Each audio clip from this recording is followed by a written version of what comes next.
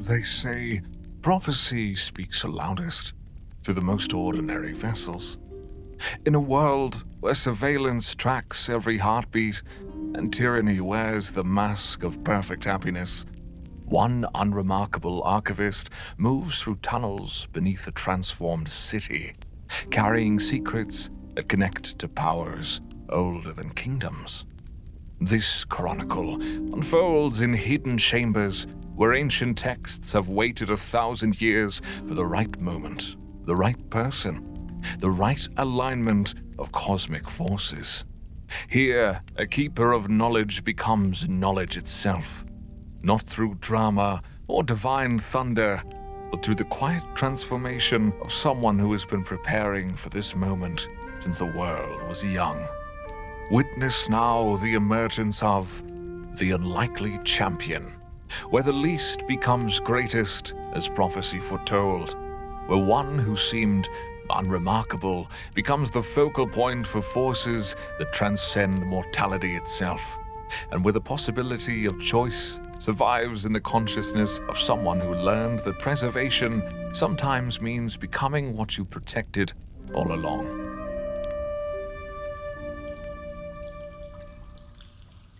In the depths of a maintenance tunnel beneath what had once been the Temple of Tyr in Waterdeep, a figure moved through darkness with the careful precision of someone who had learned that survival depended on avoiding the attention of sensors that could detect everything from heartbeat patterns to the emotional resonance of conscious thought.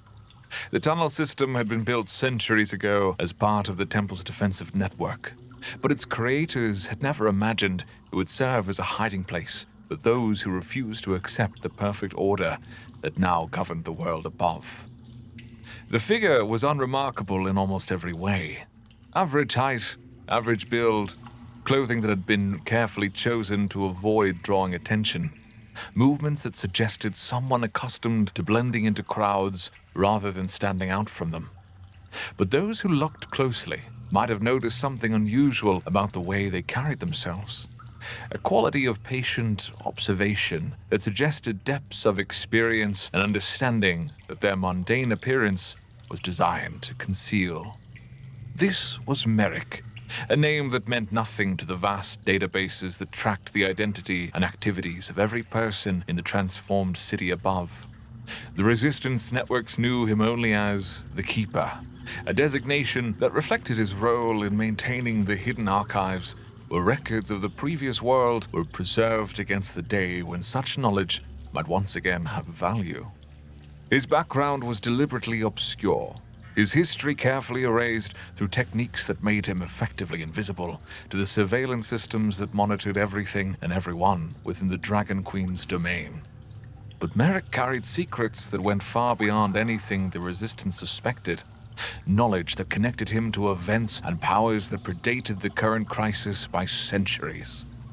He was not simply a librarian or archivist, but something far more significant. A guardian of prophecies that had been waiting for this moment since the world was young. A keeper of techniques that had been preserved in anticipation of a time when the fundamental order of reality would face its greatest test. The chamber he entered was hidden behind illusions so subtle that even magical detection would find nothing but solid stone where passages and rooms actually existed. Inside, the walls were lined with texts and artifacts that represented the accumulated wisdom of civilizations that had faced similar crises and found ways to survive them. The centerpiece of the collection was a simple book whose pages contained prophecies written in languages that had been old when the current age of the world began. "The hour of final choice approaches," Merrick read aloud, his voice carrying harmonics that suggested the words had been spoken in this chamber many times before.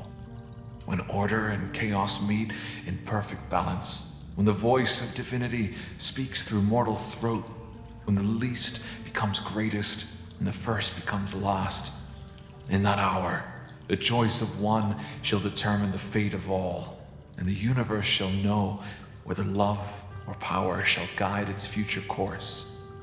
The prophecy had been waiting in this hidden place for over 1,000 years, preserved by a succession of guardians who had understood that their role was not to interpret or act upon the ancient words, but simply to ensure that they would be available when the time came for someone else to fulfill their meaning. Merrick was the latest in that long line of keepers, but he was also something more, the one for whom the prophecy had been waiting. The transformation began slowly, as energies that had been dormant within him for decades began to respond to conditions that had finally aligned in the way that ancient powers had foreseen. His unremarkable appearance remained unchanged, but something fundamental shifted in his presence, as if he was beginning to occupy space according to principles that operated beyond the normal boundaries of physical law. The change was not dramatic or sudden, but it was absolute in its implications. Merrick was not becoming something other than human, but was rather becoming completely human in a way that touched the deepest potential of what mortal consciousness could achieve when it was fully aligned with cosmic purpose. He was transforming from someone who preserved knowledge into someone who embodied it, from a keeper of ancient wisdom into a living expression of the principles that had been preserved for this moment. The process connected him to a network of understanding that stretched across time and space, linking his consciousness to every moment when individuals had chosen sacrifice over safety, love over power, hope over despair.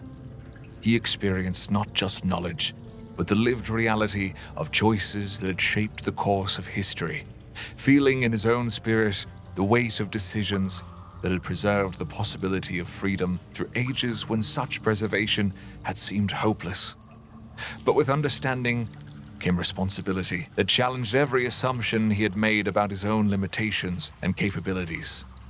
The prophecy was not simply describing what would happen, but was actively reshaping reality to create the conditions necessary for its own fulfillment.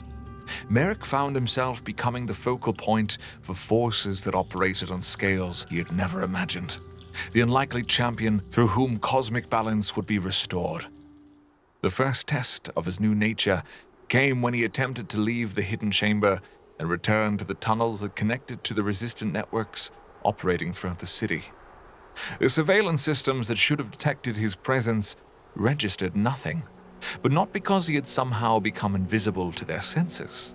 Rather, they could not classify him according to any of the categories that their programming recognized as significant, creating a blind spot in their monitoring grid that would allow him to move freely through areas that should have been completely secure.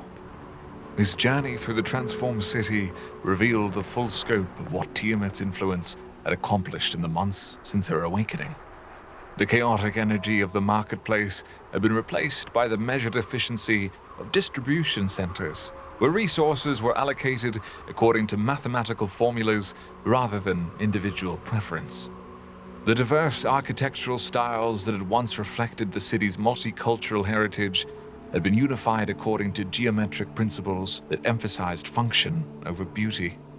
But most significantly, the people moved through their daily routines with the synchronized precision of components in a vast machine, their individual personalities subsumed into roles that served purposes larger than their personal satisfaction. They were not unhappy. Indeed, most seemed more content than they'd ever been under the previous system. But they were no longer fully human, in the sense that previous generations would have recognized. Merrick's transformed perception allowed him to see beyond the surface efficiency to the spiritual emptiness that lay beneath the perfect order. The integration process had succeeded in eliminating sources of conflict and uncertainty, but it had also removed the creative chaos that allowed genuine growth and change. The city had become a closed system that could maintain itself indefinitely, but could never produce anything truly new or original. His destination was a meeting point where representatives of the various resistance cells gathered to coordinate activities and share intelligence about opportunities for effective action. The location changed regularly to avoid detection, but Merrick's new awareness allowed him to perceive the subtle signs that marked safe gathering places with the kind of clarity that had previously required years of training to develop. The assembled resistance members represented the last remnants of independent humanity in a city that had become a monument to collective consciousness. Their faces bore the strain of maintaining their individuality in an environment designed to eliminate such distinctions, while their eyes held the desperate hope of people who understood that they were fighting not just for their own survival, but for the preservation of concepts that had fundamental value, regardless of their practical utility. Elena Carpenter, whose leadership of the Resistance Network had earned her recognition as one of the most important figures in the underground movement, was the first to notice that something had changed about the unremarkable archivist who had been attending their meetings for months. "Merrick?" she said, her voice carrying uncertainty about whether she was addressing the same person she thought she knew. "Something like that," he replied, his voice carrying harmonics that had not been present before. "But also something more. The prophecies you've been preserving in your archives were not historical documents. They were instructions, waiting for the right moment and the right person to activate them." The explanation that followed challenged every assumption the resistance had made about the nature of their struggle and the chances of ultimate success. They had been thinking in terms of military opposition to superior force, political subversion of an established system, or psychological resistance to an imposed ideology. But the actual conflict was taking place on levels that transcended such conventional categories entirely. "This is not a war between different forms of government or competing philosophies of social organization," Merrick explained, his words carrying the authority of someone who spoke from direct experience rather than theoretical knowledge. "It's a cosmic test of fundamental principles, a moment when the universe itself must choose between order and chaos, between collective security and individual freedom, between the certainty of predetermined outcomes and the risk of allowing genuine choice to determine the future." The revelation reframed their entire understanding of what resistance meant and what victory could require. They were not trying to defeat an enemy through superior strategy or force of arms, but were instead serving as guardians of possibilities that would allow the universe to choose its own destiny, rather than having that destiny imposed by external will.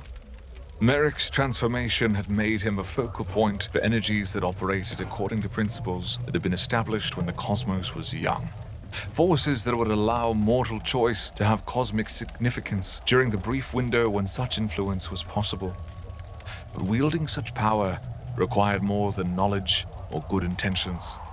It demanded the kind of absolute commitment that could only come from someone who had made peace with the certainty of personal destruction in service of something larger than individual survival. "The Dragon Queen's power comes from her ability to impose her will on reality itself," he continued, his explanation helping the assembled resistance members understand the true scope of what they faced. "But that power depends on the absence of genuine alternatives. On a universe where choice has been eliminated in favor of optimal outcomes. If we can preserve the possibility of choice, real choice, with genuine consequences, then we can create conditions where her influence becomes just one option among many rather than the only possible reality."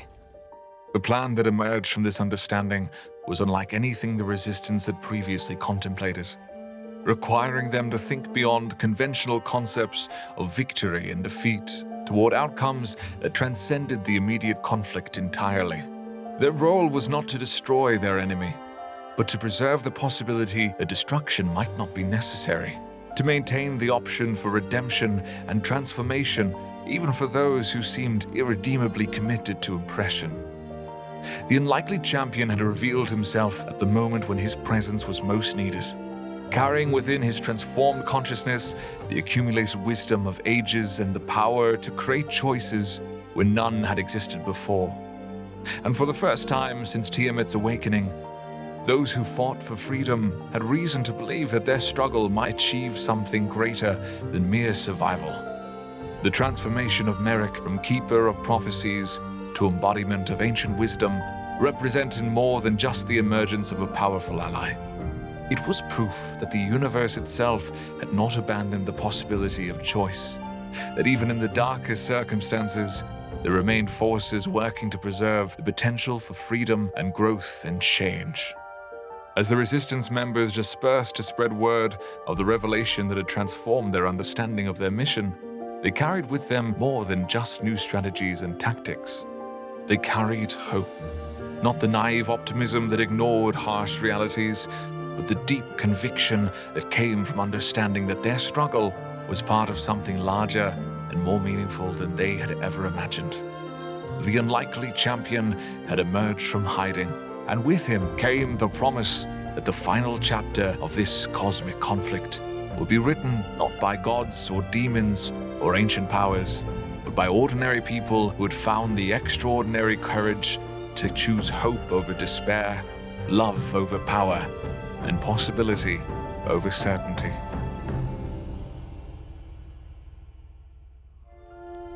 And so, this tale draws to a close. Though its echoes may linger in your dreams, the fire burns lower now. But don't despair. I've countless more stories waiting to be shared with you. If this tale stirred something within you, if it reminded you why magic still matters in this mundane world, then please, light your own beacon. That glowing thumbs up tells the spirits of story that our fellowship grows stronger. Subscribe to join our circle permanently and ring that notification bell. That way you'll know the moment I return with new chronicles. The fire burns brightest when more souls gather around it. Wouldn't you agree? Now, if that's the case, share this tale with another weary soul who needs it, reminding them adventure still exists. Tag a friend who would appreciate a good story by the fire. The more who believe, the more real these worlds become. And if you're new to our hearth, explore the playlist of chronicles that I've gathered. Tales of heroes and villains, love and loss, magic and mystery, each one carefully chosen for souls like yours. Until the fire calls us together again, may your own adventures be worthy of legend, and may you never lose the wonder that brought you here tonight. Travel or sleep well, brave soul. The long rest awaits your return.